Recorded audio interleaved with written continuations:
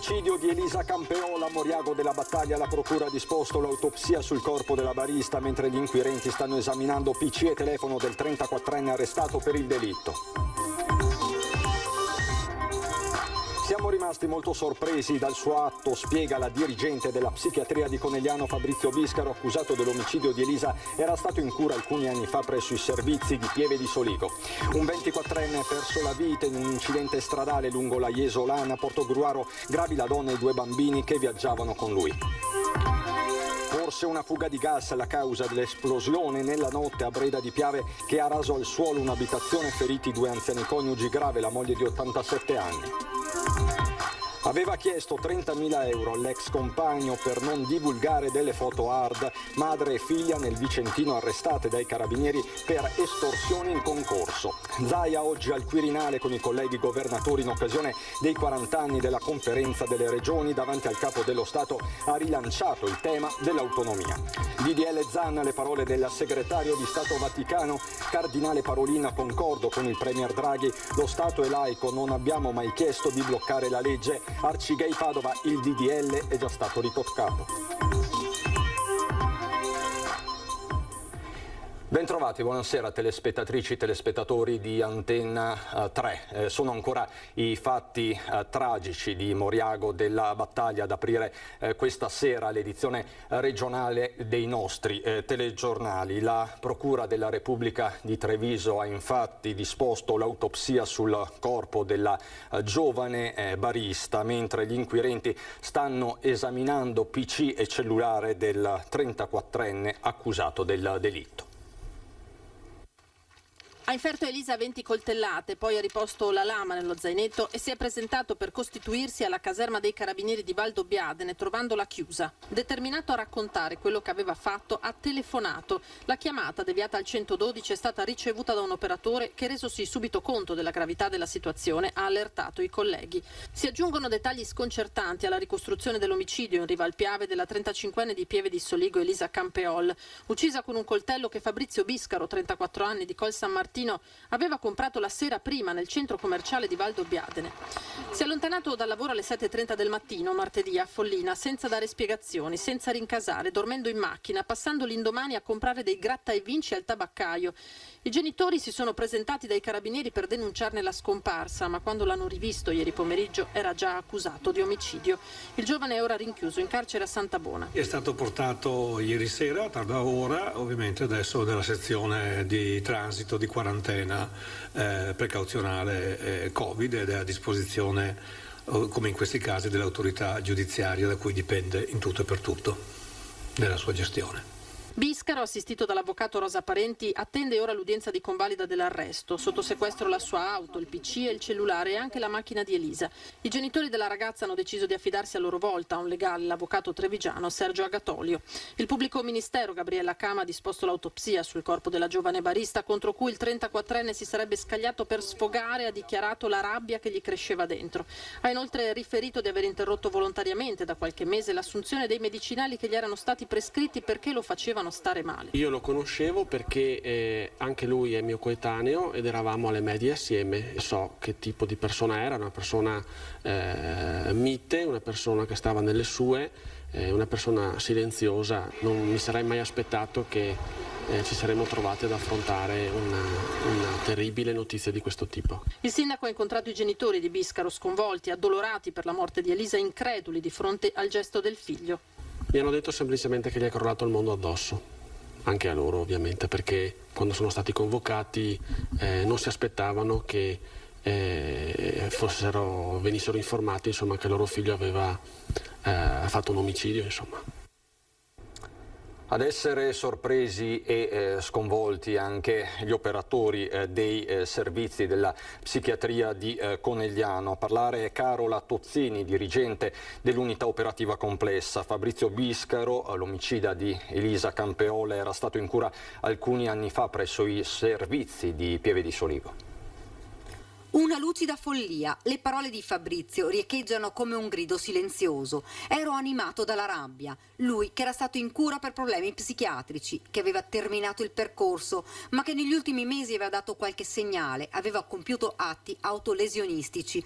Un grido inascoltato. Ora sarà la procura, saranno gli inquirenti a stabilire perché sia accaduto tutto questo. Sarà appunto cura di chi in questo momento ha contatti con Fabrizio o li avrà in futuro specialistici capire come mai possa essere successo quello che è accaduto. In cura, ci spiega la dottoressa Tozzini, era stato diverso tempo fa.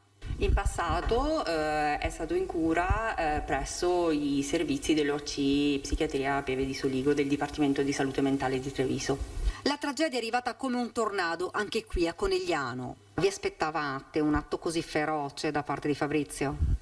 Assolutamente no, siamo rimasti molto sorpresi. Tra l'altro noi non abbiamo avuto nessuna segnalazione né avvisaglia per esempio dalla famiglia. Tutti i pazienti che hanno un percorso di cura presso i nostri servizi sanno benissimo come accedere, anche i loro familiari. Puntiamo molto sulla presa in carico appunto multiprofessionale integrata e soprattutto sulla accessibilità dei servizi.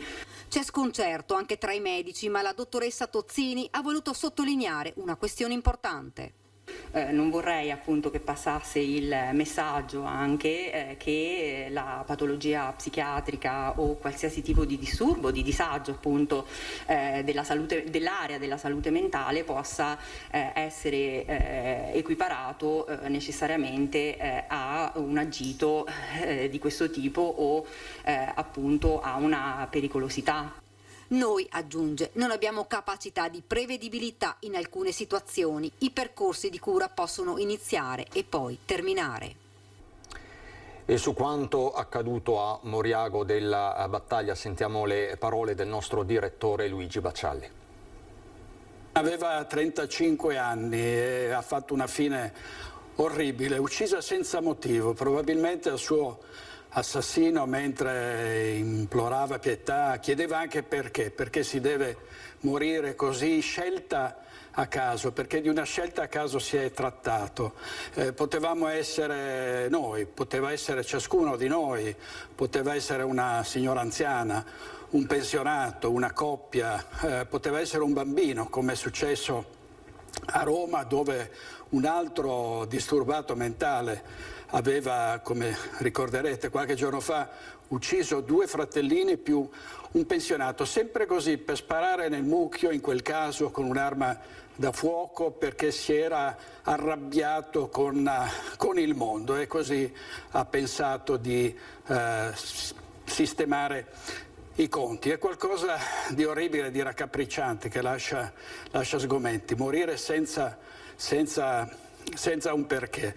E questo succederà ancora purtroppo, perché dopo la chiusura dei manicomi con la legge Basaglia e poi successivamente anche la chiusura degli ospedali psichiatrici giudiziari, che non erano del Ministero della Salute e della Sanità ma del Ministero della Giustizia, quindi dei carceri che poi sono stati chiusi, ci sono migliaia di psicolabili, di disturbati mentali, di psicopatici, di persone che veramente hanno perso il senno della ragione, che possono uscire di casa, possono addirittura avere la patente, guidare e colpire in maniera così brutale.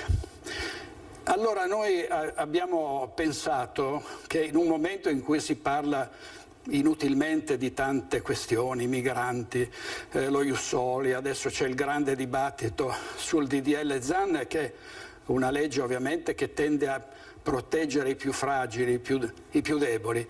Ci vuole un DDL contro i malati di mente che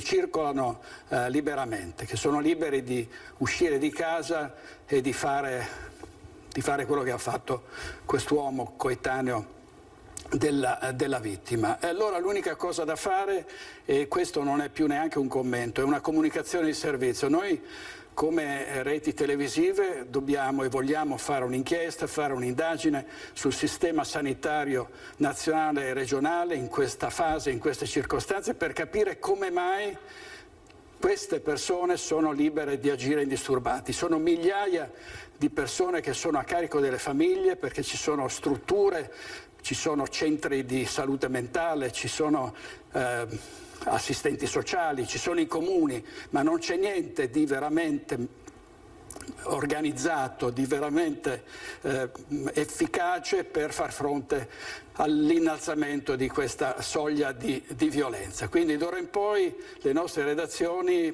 sentiranno gli avvocati, sentiranno gli psicologi, sentiranno gli psichiatri. Cerchiamo di capire assieme come fare a fermare un fenomeno che non può far altro che altri danni se la situazione non cambia. Quindi aspettiamo anche da voi un aiuto, un contributo, collaboriamo insieme per mettere fine a questo stillicidio di morti e a quella che può diventare una strage spaventosa. Ma ci sono anche i morti sulle strade. La cronaca ci porta sulla Jesolana, Portogruaro, dove a perdere la vita è stato un giovane di 24 anni, gravida donna e 2 bambini che viaggiavano nella stessa automobile. Un morto e 3 feriti. È pesantissimo il bilancio di un incidente stradale avvenuto la notte scorsa in via Fausta, lungo la Jesolana, Lugugnana di Portogruaro. A perdere la vita un 24enne originario del Venezuela, residente a Pasiano di Pordenone. Viaggiava nel sedile posteriore di un'auto assieme ad una donna che si trovava al volante e ai suoi 2 figli di 14 e 1 anno e mezzo, anche loro di origine venezuelana e residenti in provincia di Pordenone. Erano circa le 23 quando l'auto che procedeva in direzione Jesolo è uscita di strada carambolando in un campo. A lanciare l'allarme alcuni automobilisti in transito. La donna è stata estratta dalla macchina dai vigili del fuoco e stabilizzata dai sanitari del SUEM. Le ambulanze sono arrivate da Portogruaro, Caorle e Bibione, quindi trasferita in codice rosso in ospedale e in coma. Sono serie anche le condizioni dei 2 bambini, mentre purtroppo, nonostante i soccorsi, per il 24enne non c'è stato niente da fare. Il giovane è deceduto nello schianto, come accertato dal medico del SUEM. I carabinieri hanno chiuso la strada durante i soccorsi e poi eseguito i rilievi dell'incidente. Le operazioni di soccorso dei vigili del fuoco sono terminate dopo circa 4 ore. Forse una fuga di gas, la causa dell'esplosione nella notte a Breda di Piave, siamo nel Trevigiano, che ha letteralmente raso al suolo un'abitazione al cui interno si trovavano 2 anziani coniugi, rimasti entrambi feriti, con Alessandrina, 87 anni, che sta lottando per la vita, ma ci racconta tutto Anna Maria Parisi. Io ho sentito il botto alle 4, che ero a letto, ho fatto un sussulto, proprio colpo forte, e niente, mi sono alzata, ho guardato fuori. Ed ecco quel che resta della casa dei vicini, qui a Breda di Piave, in via Levada 7, superati i campi di colture, alla fine di questa lunga stradina bianca, soltanto macerie, con Alessandrina Piovesano, 87 anni, in gravissime condizioni, in seguito alle lesioni traumatiche riportate anche negli organi interni, per l'ustione su quasi il 90% del corpo. Ferito, ma sembra non in modo altrettanto grave, anche il marito, Aldo De Biasi, 90 anni, il prossimo lunedì. I coniugi non vivevano più al primo piano, ma si erano trasferiti al piano terra. La signora Alessandrina alle 4 del mattino ha sete. Dalla camera da letto si dirige verso la cucina, quel che resta della cucina, la vediamo completamente sventrata come il resto della casa. Accende la luce e lì avviene la catastrofe, l'esplosione, il botto e da qui i soccorsi. È stato infatti uno dei figli che abita nella casa accanto ad accorrere nell'immediatezza del fatto e a prestare le prime cure ad entrambi i genitori, racconta il primo cittadino. E quello che ha anche aiutato la mamma a venire fuori dalla casa è il papà e poi hanno dato l'allarme al 118 ed è intervenuto prontamente. Lo scoppio c'è stato, le cause non sono, ancora non si conosce bene la causa, perché alle prime ricostruzioni sembra che il fornello del gas sia chiuso, la bombola era esterna. Immobile, quel che ne resta con le sue macerie, ora sotto sequestro da parte della polizia giudiziaria per accertare le cause di questo inaspettato ed imprevisto dramma. Nel Vicentino madre e figlia sono state arrestate per estorsione in concorso, una storia di foto hard per una storia che di piccante ha ben poco. Lui e lei vivono assieme per 7 anni, poi la loro storia finisce, ognuno per la sua strada. Lui, imprenditore cinquantenne del Vicentino, inizia una nuova relazione e pensa bene di inviare alla ex 2 foto mentre si trova in intimità con la nuova compagna, tra l'altro già impegnata con un altro uomo. Dopo lo sconcerto della ex, ben comprensibile, scatta la vendetta. La trentenne, con la complicità della madre, inizia a richiedere all'imprenditore prima 20.000, poi 30.000 euro per non inviare le foto al compagno ufficiale della amante. L'uomo, spaventato, decide di rivolgersi ai carabinieri della caserma di Via Emiliani. In accordo con i militari il cinquantenne le dà appuntamento, si presentano la trentenne e la madre, 60 anni, si accordano su una prima tranche. Quando avviene lo scambio di denaro, 3.800 euro, escono allo scoperto gli uomini dell'arma che stringono le manette ai polsi di madre e figlia per estorsione in concorso. Per loro sono stati disposti domiciliari, i carabinieri hanno sequestrato anche i telefoni cellulari per accertare le prove del reato. Intanto è proprio dai carabinieri che arriva un messaggio. È consigliabile fortemente non inviare foto dalle quali poi potrebbero nascere richieste, come nel caso di specie, richieste di denaro. Mi rivolgo ai cittadini, rivolgiamoci ai carabinieri, denunciamo questi fatti, poniamo fine a queste richieste di denaro illegittime. Da tempo rubavano merce dai magazzini della ditta per cui lavoravano denunciati dipendenti infedeli a Padova. Riuscivano a rubare la merce in pieno giorno. In modo sistematico facevano sparire bancali carichi di detersivi e generi alimentari stoccati nei magazzini della catena di supermercati Ali in via Olanda, nella zona industriale di Padova. Nei guai 2 dipendenti infedeli che nei loro furti sono stati aiutati dalla complicità di un camionista. In poco tempo sono riusciti a rubare 50.000 euro di merce. L'indagine dei carabinieri, iniziata dopo la denuncia dell'amministratore delegato di Ali, ha accertato il furto sistematico messo a segno dal gruppetto. 3 le persone denunciate per furto aggravato in concorso.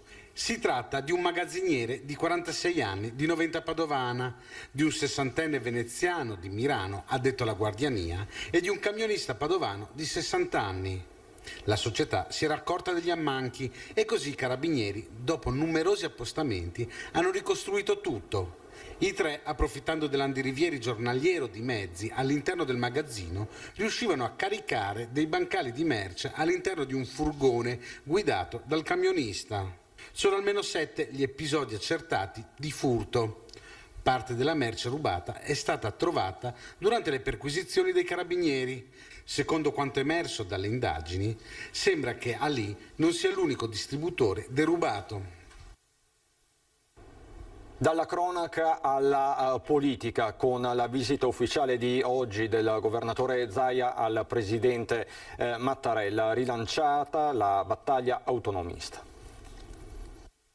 Sono stati toccati anche i temi della Costituzione, quelli importanti che in particolar modo ci interessano, che sono quelli dell'autonomia differenziata, dell'articolo 116, e per quanto riguarda il Veneto vi dico che noi sul fronte dell'autonomia continuiamo ad andare avanti e per noi la richiesta di autonomia pure valida è assolutamente forte come prima. A solo una settimana dall'ultimo vertice dedicato ai Giochi Olimpici 2026, il presidente Zaia è ritornato al Quirinale, stavolta con i colleghi governatori, per il 40° dell'istituzione della Conferenza delle Regioni e delle Province Autonome. L'occasione giusta, insomma, per rilanciare la battaglia autonomista al di là dei convenevoli, tema peraltro anticipato e trattato in mattinata anche con il leader della Lega Matteo Salvini, accanto ad altri temi sensibili. Ho parlato di progetti, uno dei progetti d'autonomia, i fondi comunitari, i PNRR e tutta una serie di partite insomma, che interessano appunto i territori, interessano la regione del Veneto nella fattispecie e ovviamente è fondamentale il collegamento con a livello nazionale. Da Roma Zaia è tornato sul Covid e la campagna di tamponi prevista per l'estate in Veneto, ribadendo la posizione a favore della riapertura in sicurezza delle discoteche. Aprire i locali non è uno sfizio, ma è un dato di fatto. L'offerta turistica del Veneto, che è la prima regione turistica d'Italia con 72 milioni di presenze turistiche, non prescinde dal fatto che ci sia anche l'intrattenimento. È un comparto importante per il Veneto, come lo è per l'Emilia Romagna, la Lombardia e molte altre regioni. Tra l'altro è arrivato proprio in questo momento una foto del presidente Zaia con il capo dello Stato, una foto ufficiale diffusa pochissimi secondi fa, ma i temi della politica ruotano attorno anche al DDL Zan. In queste ore è intervenuto anche il segretario di Stato Vaticano, il vicentino Pietro Parolin. Concordo con il premier Draghi, lo Stato è laico, non abbiamo mai chiesto di bloccare la legge, ha detto Parolin. Arcigay Padova ribatte: il DDL è già stato ritoccato. Lo Stato italiano è laico, non confessionale. Concordo pienamente con il Presidente del Consiglio, Mario Draghi. Per questo si è scelto lo strumento della nota verbale, che è il mezzo proprio del dialogo nelle relazioni internazionali. Queste le parole del segretario di Stato Vaticano, cardinale Pietro Parolin, a proposito del DDL Zan contro l'omotransfobia. Non è stato in alcun modo chiesto di bloccare la legge. Siamo contro qualsiasi atteggiamento o gesto di intolleranza o di odio, aggiunge il cardinale veneto Parolin, che nel suo commento sulle notizie dei giorni scorsi parla di preoccupazione per problemi interpretativi della legge.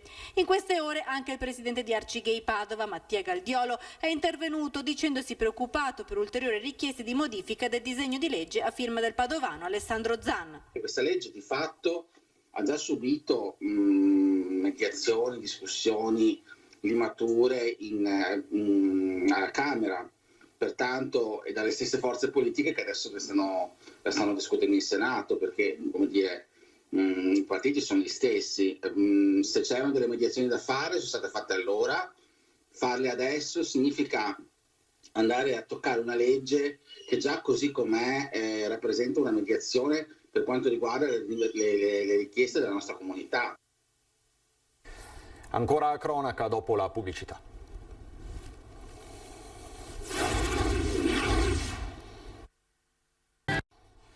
Di nuovo in diretta per andare a Padova, dove all'università parte la nuova edizione del corso di formazione per imam. L'obiettivo è quello di formare persone che devono ricoprire il ruolo di imam o educatori all'interno di moschee e centri culturali musulmani. L'Università di Padova inaugura la nuova edizione del corso di formazione per imam e ministri del culto musulmani. Un corso intradipartimentale che coinvolge le facoltà di filosofia, sociologia, pedagogia e psicologia applicata. E la cosa molto peculiare è che è un corso svolto da un'università laica, come è noto, in collaborazione con le principali istituzioni. Questo corso in particolare è frutto di un percorso attivato con il Ministero dell'Università e della Ricerca e con le stesse organizzazioni islamiche che collaborano con noi ormai da molto tempo e ci mandano con fiducia i loro studenti. L'Università di Padova è da sempre capofila di progetti come questo, che si inserisce in ambito internazionale nel piano di prevenzione e interazione dello spazio transmediterraneo, finanziato dal Ministero dell'Università e della Ricerca. È il frutto di un'attività ormai decennale di formazione che facciamo all'Università di Padova, che è in Italia il luogo più avanzato di studio dell'Islam in Europa e nel nostro paese. Il corso avrà una trentina di partecipanti e durerà 60 ore. A questi se ne aggiungono altre 30 specifiche per la formazione di ministri di culto islamici operanti nel contesto penitenziario, un contesto molto delicato dove spesso la radicalizzazione è diffusa. Nel carcere ha precisamente anche questa funzione, oltre a quella di costruire legami sociali e integrazione di fatto. Per quanto riguarda le moschee di imam è un grande elemento di collaborazione e di trasparenza. Le persone che sono passate attraverso i nostri corsi ormai sono più di 300 in tutta Italia e costituiscono un po' le leadership islamiche di varie associazioni, tra l'altro. E questo contribuisce a una reciproca conoscenza. Sarà inaugurata il 31 luglio al Museo Le Carceri di Asiago la seconda mostra del Premio Eccellenti Pittori Brazzale intitolata Veneto Felice. Scoperta, sintesi e valorizzazione di un territorio di artisti che rappresentano lo spirito del nostro tempo. Si intitola Veneto Felice, la mostra dell'identità veneta espressa attraverso la pittura contemporanea. Opere inedite che saranno svelate il 31 luglio al Museo Le Carceri di Asiago, frutto della creatività di 14 pittori e un ceramista. Secondo appuntamento espositivo legato a Premio Eccellenti Pittori promosso dal gruppo Brazzale.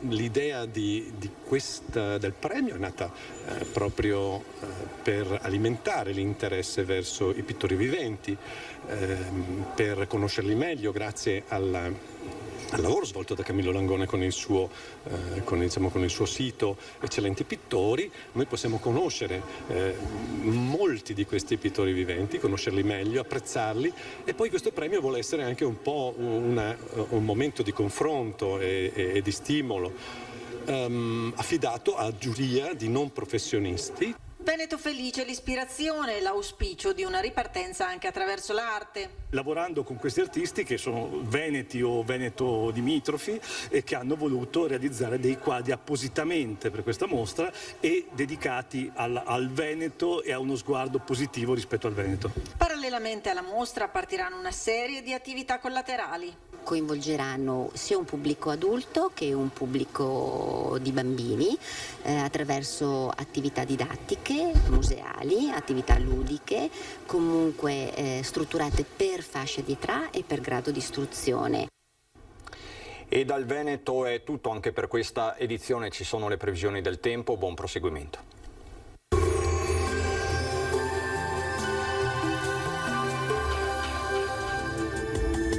Benvenuti al meteo. Anticiclone africano ancora ben saldo, sole prevalente, qualche temporale e clima caldo. Il dettaglio di venerdì 25 giugno.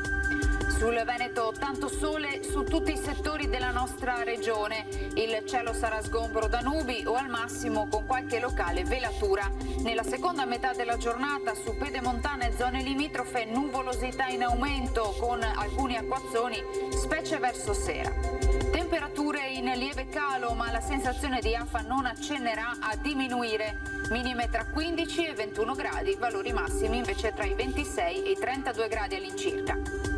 Ci spostiamo ora sul Friuli Venezia Giulia, dove sarà soleggiato ovunque, cielo poco nuvoloso, non si escludono dei piovaschi sui rilievi. Temperature minime tra 15 e 19 gradi, massime sui 28-30 gradi.